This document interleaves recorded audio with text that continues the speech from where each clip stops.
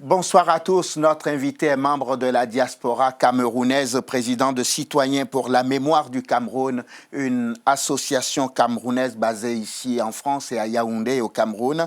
Il est aussi président du comité des Camerounais de l'extérieur pour un dialogue national. Luc Banmek, bonsoir. Oui, bonsoir, M. Ahmed. Merci d'avoir accepté notre invitation. Ça y est, vous avez eu votre grand dialogue national qu'on nous a vendu par Mons et Vaux. Est-ce que vous êtes satisfait? Bon, on peut dire qu'on est satisfait à 50%. Les autres 50%, ce sera l'implémentation. Donc, pour l'instant, on peut dire qu'on est satisfait à 50%. Il y a eu quelques problèmes d'organisation au départ, mais le dialogue s'est bien passé. Vous rentrez donc du Cameroun. Oui, tout à fait. Vous avez participé au dialogue. Oui, tout à fait. Vous avez même serré les mains du Premier ministre. Ah non, pas du tout. Pas du tout, mais bon, disons que... Vous étiez dans quel comité? On était dans le comité qui parlait du rôle de la diaspora et du développement du Cameroun. Très bien. Bon. Est-ce que la durée n'était pas trop courte pour parler des vrais problèmes de votre pays? Moi, je crois que la durée n'était pas courte parce que depuis le mois d'avril, le Premier ministre camerounais, M. John Goté, a fait un tour dans les régions du nord-ouest et du sud-ouest. Il a dit exactement ceci. Le président lui a demandé d'aller voir les Camerounais. On peut parler de tout, sauf de la sécession. Donc pour moi, ça partait de là.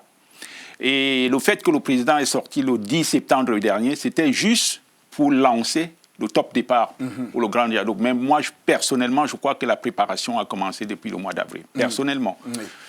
Et vous avez soutenu ce dialogue. Je pensais que vous étiez du côté de l'opposition, vous. Je suis toujours du côté de l'opposition et je soutiens le dialogue. Pourquoi? Parce qu'aujourd'hui, je pense que tous les Camerounais conscients ont intérêt de la paix. C'est-à-dire qu'il faut la paix au Cameroun. Donc, si on a besoin de la paix, peu importe qu'on soit de l'opposition ou du pouvoir, il faut absolument travailler pour la paix. Et le dialogue, de toute façon, même après la guerre, il y a toujours un dialogue. Donc pour nous, il vaut mieux aller tout de suite au dialogue au lieu de continuer la guerre. Comment on va à un dialogue alors que les principaux leaders sécessionnistes n'y ont pas participé? Ce dialogue ne pouvait pas être inclusif. Le président de la République, dans son allocution du 10 septembre, a dit que c'était un dialogue inclusif. Tous ont été invités. Évidemment qu'il y avait un problème puisqu'il y a un mandat international qui pèse sur leur tête. Je ne sais pas, dans, disons, le cercle du pouvoir pour savoir exactement qu'est-ce qu'il fallait faire, mais ils étaient invités. Certains, bon, disons les bras sur le terrain, certains bras sur le terrain sont venus, certains, disons, combattants ont déposé les armes, sont venus, mais pas tous. Les meneurs qui sont dans la diaspora, c'est vrai, ils n'y étaient pas. Pour eux, le dialogue ne pouvait pas se passer au Cameroun, il devait se passer à l'extérieur. Oui. J'ai vu Maître Akere Mouna partir du dialogue dès le lendemain du lancement. Oui, tout à fait. Maître Akere Mouna a considéré que, bon, pour lui, le dialogue là n'était pas inclusif et que, bon, il n'avait pas intérêt d'y être, donc il est parti. Ce que l'on reprochait en général, et je l'ai entendu de la bouche de plusieurs personnes qui sont parties dès le mardi, c'était que tout était verrouillé dès la base et qu'en fait, toutes les délégations qui ont participé à ce dialogue sont juste venues faire le nombre et après on a sorti un document qui était tout prêt. Ça, bon, moi... C'est une légende? Moi, je ne dis pas que c'est une légende, mais ce que je veux dire, c'est que, bon, le président a dit on va faire le dialogue dans le cadre de la Constitution. La Constitution, c'est un livre fondamental qu'on doit respecter. Donc, cadre fondamental, ça veut dire que dans le respect de la loi camerounaise. Ce qui veut dire qu'on n'en sort pas. Et beaucoup sont venus avec des idées qu'il fallait modifier ceci ou cela. Mais je pense quand même qu'il y a eu, disons, évolution. C'est-à-dire que, bon, lorsqu'on va vers un dialogue, parce que tout le monde a intérêt que les choses s'arrangent. Même le gouvernement, même le RDPC, même le régime. Et tous les Camerounais, parce que les Camerounais souffrent, l'économie camerounaise souffre. Donc, moi, je ne crois pas que, bon, avoir des petits calculs dans la tête va aider. Moi, je pense que tous les Camerounais ont intérêt que le problème soit résolu. Vous considérez que parler, par exemple, du fédéralisme, c'était un petit calcul? Non, moi, personnellement, je suis fédéraliste. Mais moi, je suis aussi pour que la paix revienne. Donc, si une décentralisation, et on a parlé, d'une partie de la Constitution qui dit qu'on peut donner, disons, un cas spécifique aux régions du Nord-Ouest, du Sud-Ouest, si ça peut arranger la situation, tant mieux. De toute façon, il faut que la situation soit arrangée. Parce que, bon, je ne vois aucun intérêt que la guerre continue, vu que, bon, quand on regarde les chiffres de l'économie camerounaise, le déficit de la balance commerciale a complètement... disons, dégringolé. Donc, c'est un problème pour l'économie. J'ai entendu la réaction de plusieurs personnalités du Cameroun et commenter les conclusions, on en parlera dans quelques minutes, les conclusions de ce grand dialogue national et qui disaient, vous savez, 90% des mesures qui ont été annoncées à l'issue de ce dialogue étaient presque les mêmes dans les années 90 lorsqu'on a parlé de la tripartite. Oui. Mais ça n'a jamais été exécuté. Exactement, c'est ça le problème en fait. C'est-à-dire que beaucoup disent que la guerre actuellement est la conséquence de la non-application de la Constitution des années 90. Et effectivement, moi je pense qu'on ne peut plus s'amuser. Dans les années 90, il n'y avait pas la guerre. Il n'y avait pas Boko Haram. Aujourd'hui, il y a Boko Haram, il y a la guerre, il y a l'Est où il y a des coupeurs de route. Moi, je pense que tout le monde a intérêt. C'est ma vision, c'est ma façon de voir les choses. Tout le monde a intérêt que les choses se stabilisent, qu'on revienne dans le chemin de la paix. Parce qu'aujourd'hui, il y a plus de 500 000 Camerounais qui sont déplacés vers le Nigeria et vers l'intérieur du pays. Et il y a une pression démographique dans les villes, parce qu'il y a un problème d'habitat. Donc, je pense que même si c'était verrouillé, aujourd'hui, ils ont intérêt que vraiment les choses reviennent à la normale. Sinon, tout le monde est perdant dans l'histoire. Monsieur Badmek, sous le couvert de la paix, on ne peut pas non plus priver les gens de leurs droits fondamentaux, les empêcher de critiquer le pouvoir, de marcher, de manifester. Parfois, les opposants parlent d'embastillement carrément. Il y a ces deux régions qui sont à feu et à sang depuis plusieurs mois déjà maintenant. Et on ne peut pas juste dire pour la paix, venez signer un bout de document et puis on y va. Ah non, il y a eu quand même des discussions. C'est-à-dire, moi, j'ai divisé un peu le grand dialogue national qu'on appelle le GDN en trois parties. Il y avait la préparation, il y a le GDN proprement dit, et l'après.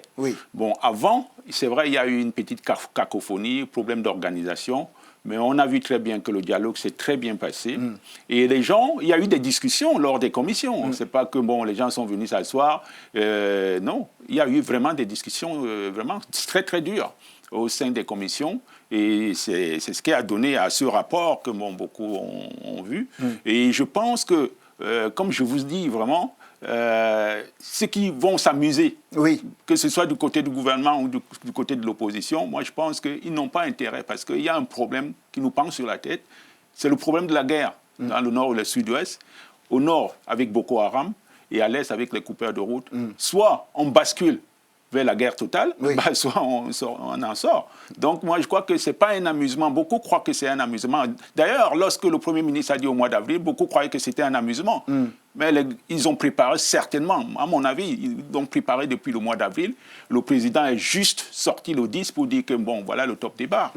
Donc moi je crois qu'il faut qu'ils prennent au sérieux, vu que hier ou il y a 2 jours, on a changé tous les préfets et les sous-préfets du Cameroun. Il y a un décret qui est sorti du président de la... Il a renouvelé on a libéré les prisonniers, disons, qui ont marché au mois de janvier. Les 333 personnes, y compris Maurice Kanto. Voilà, je pense quand même que c'est un geste d'apaisement qui va évoluer. Moi, je pense qu'au fur et à mesure, moi, je crois qu'il faut y croire. En tout cas, moi, j'y crois. Vous y croyez, pourquoi? Qu'est-ce qui vous donne autant le sentiment d'y croire, à part des bouts de papier sur lesquels on a mis des phrases, de belles phrases pour l'instant? J'y crois tout simplement parce que, comme je vous ai dit, dans les années 90, il n'y avait aucune pression comme la guerre. Il n'y a aucune pression. Et deuxièmement, l'économie camerounaise est en difficulté. Mais je peux dire que dans la partie nord-ouest et sud-ouest, elle est inexistante. Voilà, elle est complètement par terre. Et la troisième chose, c'est que j'ai rencontré des Camerounais qui venaient de partout. du Sri Lanka, d'Australie, un peu de partout.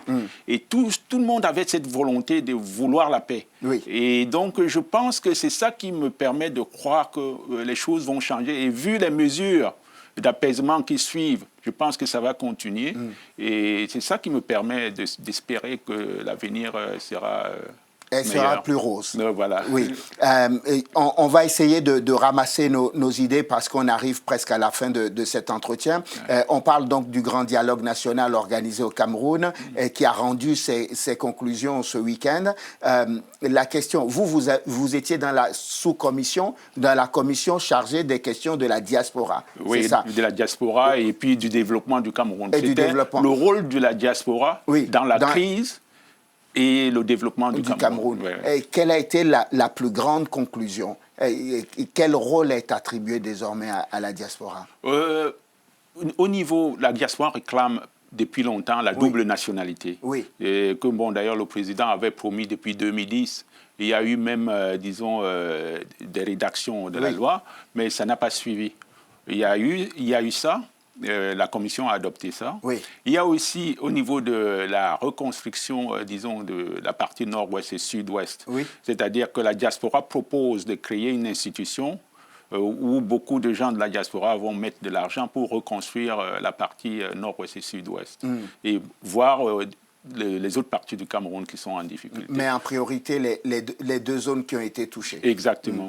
Et si on devait retenir 2 ou 3 conclusions phares de ce dialogue national, c'est-à-dire pour quelqu'un qui n'a pas suivi ce grand dialogue national, qu'est-ce qu'il devrait retenir? La première chose que les gens devraient retenir, c'est d'abord que les Camerounais se sont mis ensemble. Il n'y a pas eu des étrangers qui sont venus servir d'intermédiaires. C'est déjà la première chose. Parce que généralement, en Afrique, les étrangers viennent toujours se servir d'intermédiaires. Et puis, bon, ils viennent avec leurs intérêts. Le problème, c'est que les Camerounais se sont mis à table tout seuls. Et ils ont parlé de leurs problèmes en famille. C'est la première chose. La deuxième chose, c'est qu'effectivement, on a parlé dans le cadre de la Constitution, mais arrivé au niveau du dialogue, il y a eu des modifications. Et c'est la commission décentralisation et développement local qui était vraiment la commission stratégique, qui, pour moi, si elle échoue, tout le dialogue tombe. Parce que c'est la forme de l'État, puisque l'opposition réclame la forme de l'État. Ils disent que le problème vient de la forme de l'État. C'est la forme de l'État qui permet la corruption. C'est la forme de l'État qui permet que, bon, on n'a pas de route. Donc, si on revoit la forme de l'État et on transfère les compétences au niveau local, les choses vont s'améliorer. Et c'est ce que croyez-vous? Moi, je pense qu'on n'a pas intérêt. Moi, je dis toujours, c'est-à-dire que ceux qui jouent au petit malin, c'est-à-dire ça va tomber sur la tête et ça va tomber sur la tête de tout le monde. Soit on s'en sort tous, soit on coule tous. Moi, c'est comme ça que je peux dire. Quelle garantie avons-nous aujourd'hui que ce rapport donc, de ce grand dialogue national au Cameroun ne dormira pas dans les tiroirs du président comme les conclusions des années 90? Chez nous, il y a un proverbe qui dit que lorsque un cadavre va se relever, on commence à voir ses yeux qui bougent. Ah oui. Ça veut dire que après le dialogue de 86, on n'a pas eu, disons, des gestes comme maintenant, c'est-à-dire changement de tous les sous-préfets et préfets, libération des prisonniers. Il n'y a eu rien de cela. Aujourd'hui, on voit quand même les choses bouger, c'est-à-dire... Il y a un frémissement quelque part. Exactement. Donc, il y a espoir. Moi, je pense qu'il y a espoir, vu ces frémissements. Moi, je pense que ça va continuer parce que... On a tous intérêt que ça s'améliore, que les choses reviennent à la normale. Tout le monde a intérêt. C'est vrai? Je crois bien. Tout Camerounais conscient qui aime le Cameroun a intérêt que les choses reviennent à la normale. En préparant notre rendez-vous hier soir, je me demandais qui est finalement le grand gagnant de ce grand dialogue national? Le grand gagnant de ce dialogue national, c'est le peuple camerounais. Moi, c'est ce que je pense, parce qu'on ne peut pas donner la victoire à une seule personne. C'est le peuple camerounais qui a voulu. Parce que s'il y a paix, c'est le peuple qui veut la paix. S'il y a guerre, c'est le peuple qui veut la guerre. Donc, pour moi, le grand gagnant, c'est le peuple camerounais. Pas le président Biya? Non, pas le président Biya. Ni l'opposition? Ni l'opposition. Luc Banmec, Merci. Merci beaucoup, monsieur, de m'avoir invité. Président de Citoyens pour la mémoire du Cameroun, une association camerounaise donc qui est basée aussi bien en France qu'à Yaoundé, c'est ça, hein? Exactement. Vous êtes aussi président du comité des Camerounais de l'extérieur pour un dialogue national. Exact. Et c'est à ce titre que vous avez participé à ce grand dialogue national. Exactement. Merci infiniment d'être venu nous voir. Je vous en prie. Merci à vous de nous avoir suivis. Je vous souhaite de passer une excellente suite de programmes, évidemment sur Télésud. On se retrouve demain pour un nouveau numéro de l'entretien du jour. D'ici là, portez-vous bien. À demain.